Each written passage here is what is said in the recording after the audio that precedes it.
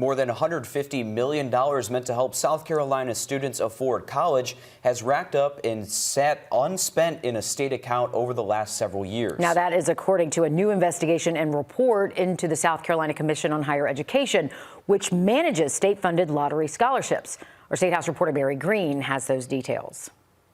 The State Inspector General completed this investigation into the Commission on Higher Education at lawmakers' request. He calls the unspent $150 million in state lottery funds that his investigation found a missed opportunity that could have been spent on more scholarships or educational expenses. As a legislator and a steward of the people's tax dollar and lottery dollar for that matter, I'm upset. The executive director of the Commission on Higher Education told lawmakers this accumulation was the result of inaccurate scholarship projections, particularly for the Palmetto Fellows, Hope, and Life scholarships. No eligible student was denied funding, nor were the funds used for any other purpose. Every student that was eligible for a lottery scholarship received the lottery scholarship. This was one area of, quote, deficient management detailed in the State Inspector General's report. If you could give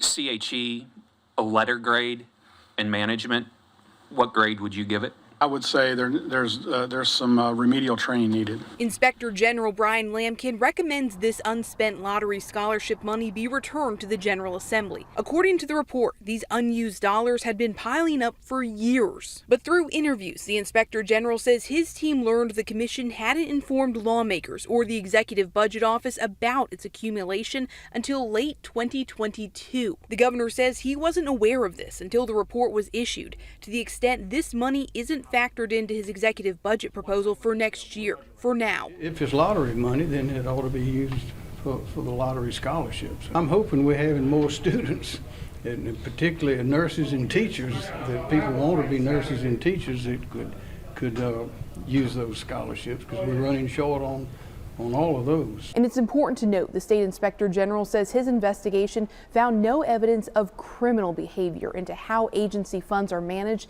and he says there's no need for a forensic audit. Reporting from the State House, I'm Mary Green.